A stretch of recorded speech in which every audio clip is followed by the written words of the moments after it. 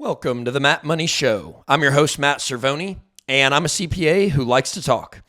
And my goal for this show is to provide clear and actionable steps to help you take control of your personal and business finances and build real money confidence. If you have a topic or a question that you'd like addressed on the show, just leave us a comment or send me a DM. And without further ado, let's get started. So the first thing I want to talk about is a question actually that I got about last week's episode, and it is around emergency funds. So I have some pretty clear guidance on emergency funds. I think that if you are a homeowner or you have kids, you should do a 6 months of living expense emergency fund. And I think in any other scenario, 3 months is totally appropriate. The reason for the 6 months with kids or a house is like there's just more that can come up that could cause an issue. And if you didn't have that emergency fund, would then cause you to go into debt.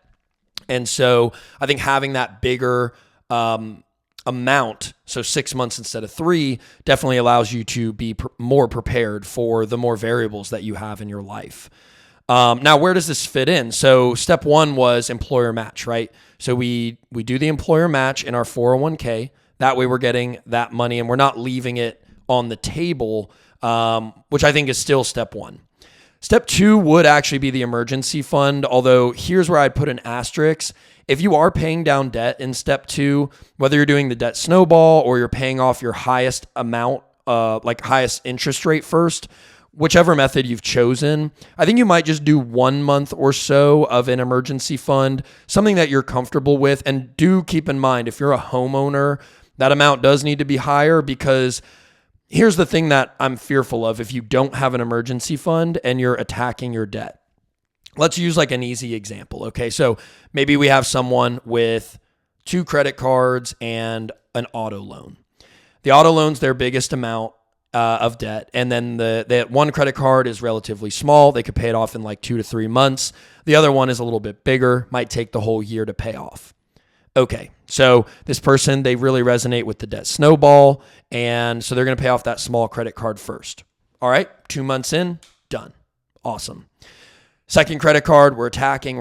We get that thing paid off by Christmas. Boom. Merry Christmas. We're done with that one too. But now we're going on to the auto loan, and right as that happens, we have no emergency fund, right? Boom, HVAC blows in the home. And we do own it, so we are responsible for repairing that, and we go right back into debt. We put it on that credit card that we just paid off, and that's very demoralizing. Like if you ask me, that especially with the debt snowball, where the whole point of it is the psychology of like getting the easy stuff out of the way first, so you can attack the bigger stuff, gain some confidence. You really just don't want to be set back like that. So if you are in a position where you do need to pay down some debt, I would build up an emergency fund before I start really attacking that, just so that way if something does come up that gets in the way of my plan, I've got some cash to handle that in the short term, and that way I can continue to attack the debt long term. So yeah, I did want to just address that from last week. And then step 3 would still be the Roth IRA, and step 4 would still be based on your priorities. And that actually brings me into just a little bit of an update about me. So first and foremost, thank you to everyone that's been so supportive of me restarting the podcast. It's been 5 years. I started my own business in between doing the last podcast, which I said was called Healthy, Wealthy, and Wise. You can probably still find those episodes somewhere, and this podcast. So that business is called Real Books. I'm repping the brand today, and everyone's just been so supportive, and it's been really awesome. So I'm having fun with it. That's really the goal of the whole thing. I nerd out on this stuff. My executive producer, Megan James, who's also my girlfriend, she will tell you that this is just like what I nerd out on more than anything. Probably my hierarchy is like personal finance stuff, then lacrosse. I am a lacrosse coach at Lexington Catholic High School here in Lexington, Kentucky. And then third would actually probably be more like the owning your own business stuff and whatnot. So yeah, this is just fun for me. I'm really excited to hear what you all want to know about, but until we get a little bit more engagement there, I'll just keep giving you guys, whatever I've got on my mind. And long-term, I am going to roll out something called Matt's Money System. So the podcast will take a little bit of a different form when we get that ready. And what that's going to be is a business process for forecasting, for keeping your books. It's for smaller businesses, so under $1 million in revenue. And once you reach that $1 million, I would recommend exploring like fractional CFO services, or just maybe you're big enough to where like you would actually hire an in-house accountant. But that's what we do at RealBooks. So this is for companies that are under $1 million that we wouldn't serve at RealBooks. And then the Matt's Money system also does personal budgeting and finance for just individuals, families. And it's really great, I think, if you're a business owner, because that, like, how do I pay myself and have like a business budget and a personal budget? It can get really tricky. For a lot of business owners, I know that's something that people struggle with. And so we're going to put all that information out completely free. I just want people to have it and start using it. And so that is coming down the road. That is going to be like a Loom video if you're familiar with that, and I'm going to be walking through it. But the reason that stuff isn't ready yet, and this is what I think is cool about it all, is I am like individually testing that stuff. So I'm running my business numbers. I have a couple of different businesses, and I'm running them all through my Matt's Money system business flow. And then I'm running my personal budget, obviously through the personal flow as well, and seeing how they interact, seeing where what I really want the goal for it to be is to be simple and easy to use, to where you actually feel empowered about your money. I want people to feel confident rather than what we're actually going to talk about today, which is like, oh man, I need professionals involved. I need like all this like expensive help in order to be successful with money. And I just do not believe in that. The other thing about me personally is the house that I'm recording this podcast in has been fully renovated, almost fully renovated at this point. And in the future, I'm going to share an episode about real estate investing for the average person. So if you're not like a real estate agent or a wholesaler, or you're just like your whole gig is real estate, because I've really been going through that. I have a rental property, and then this, which is called a live-in flip, which I'll discuss a little bit more in that episode when we actually go through like the numbers.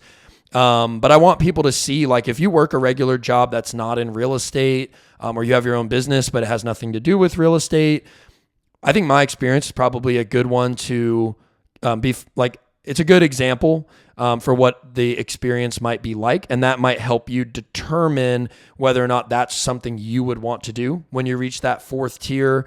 You've got your Roth IRA funded and you're like, all right, yeah, real estate's the next step. Like, I think I have a lot of good pros and cons on real estate investing at this point. And I got to give a shout out. I think the way I did this live-in flip was really cool.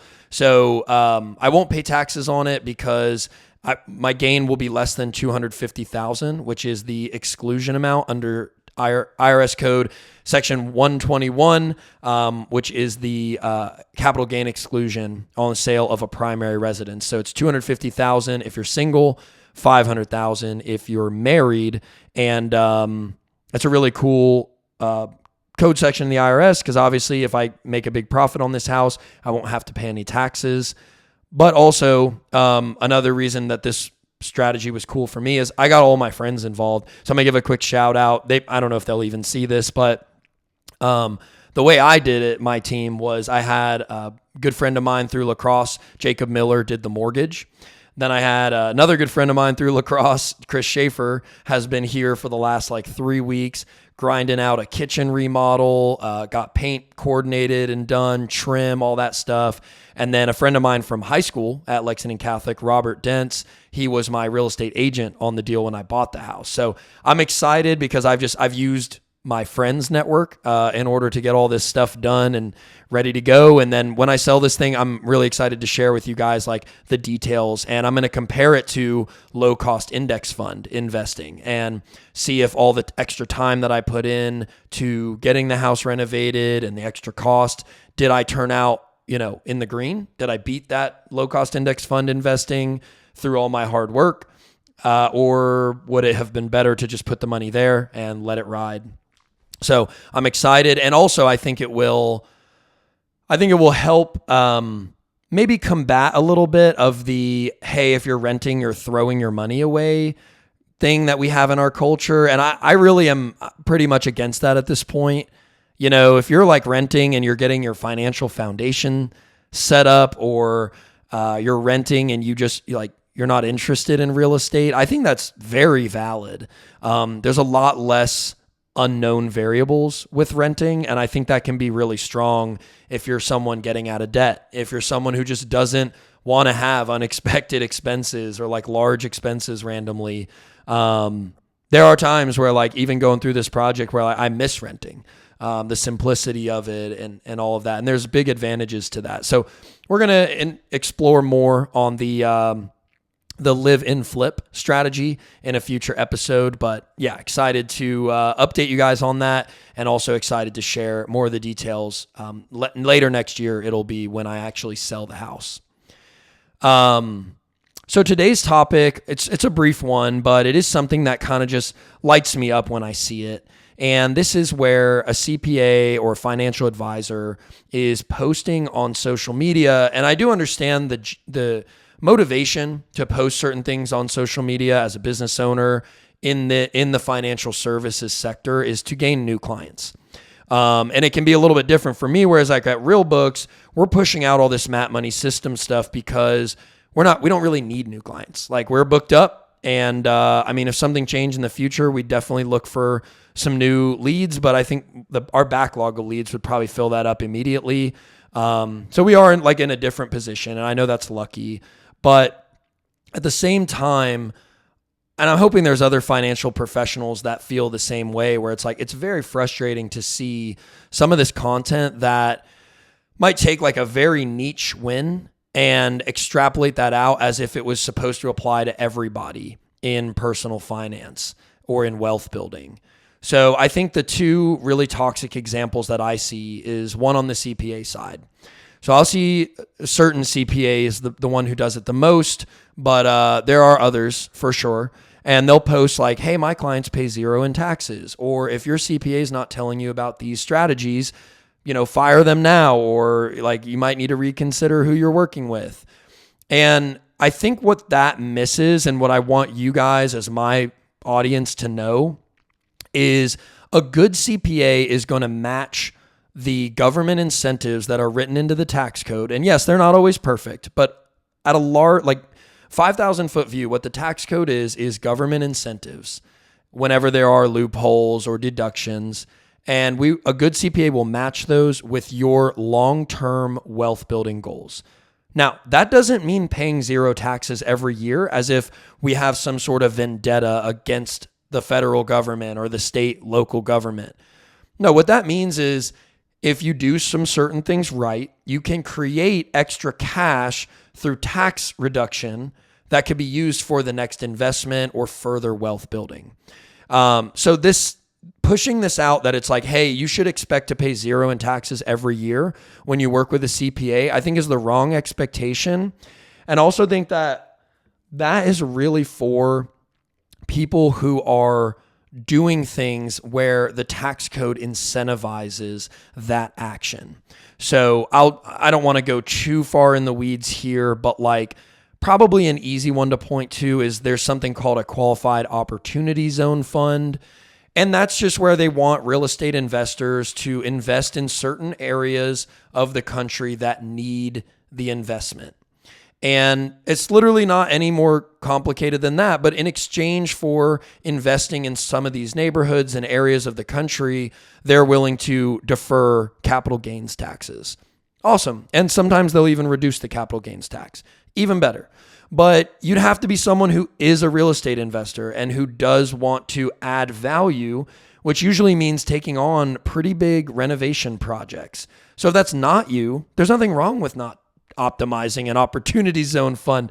Just do your own path is what I'm trying to say. Don't feel bad because so-and-so did this crazy tax strategy and paid zero in taxes. I guarantee you either A, they had to do a lot to achieve that, or B, that might only be 1 year where they were able to do that amount of tax minimization. And if they're a high earner, they're going to go right back to where they were the next year.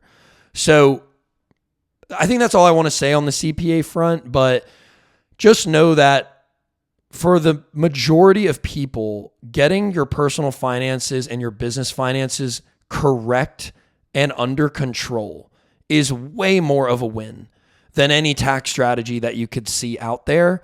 And also that the tax strategies come second. You need to get your personal budget and your business profitable before you start looking at some of these high-end tax strategies, because otherwise it's not a sustainable practice. It's building the roof before the foundation. Now, the other thing that I see, financial advisors, it's more on this side of things where they'll talk kind of down to people on social media with the sorry eyes and, oh, poor you could never understand. Do not follow that. You are more than capable, without a ton of investment, in learning about personal finance, the 80 to 85% that you need to know in order to truly build wealth. You don't need to know every fancy strategy. You don't need to know every hot stock, every little financial piece of engineering that exists out there. If you have a plan and you spend less than you make and you invest it, you'll be able to generate substantial wealth over the long run. And it's the tortoise or the hare. And I picked the tortoise in this regard. And I think the first step is getting educated, getting to know the basics of how this works so that you can even stand a chance to have the wealth to where a professional might actually add value to you. Because under neither circumstances am I saying that a CPA or a financial advisor is a bad investment. I'm a CPA, right? These professionals bring a lot of value to the table, but typically it's much more impactful when you've mastered the basics.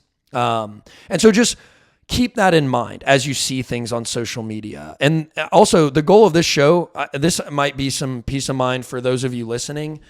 I don't want clients from this show, and I'm not even trying to make $1 off of the show. What I want to do is give you the tools that you need that are free and out there. They exist in I'm not reinventing the wheel here. In order to master the basics so that you could one day need a CPA or a good financial advisor. Or maybe not even need it, but at least you would have the option if you wanted to optimize or do something different than just low-cost index funds for the next 30 years. You could at least have that conversation and explore those options. But I think people are putting the cart before the horse, where they really want to do the advanced strategies and they don't want to do the basics. And I am here to tell you that that is the wrong way of doing things. Get the basics right and the advanced strategies will come down the road. Now, we do an action item with every week. So here's your action item for this week. I want you to think of a time when you saw a social media post, a reel, a picture on Instagram, a tweet, or a post on X, and it made you feel like you were doing something wrong with your personal finance or your business finance or your wealth building journey. Just something where you had unhappy feelings and you felt like, man, I'm missing out or I'm not doing it right. I want you to go find that post if you can remember where it was, unlike it, maybe even unfollow that person and flush those feelings away. Through this podcast, through our conversation, you will learn the basics that you need to know to where seeing some of those strategies, you'll be able to decipher that doesn't apply to me.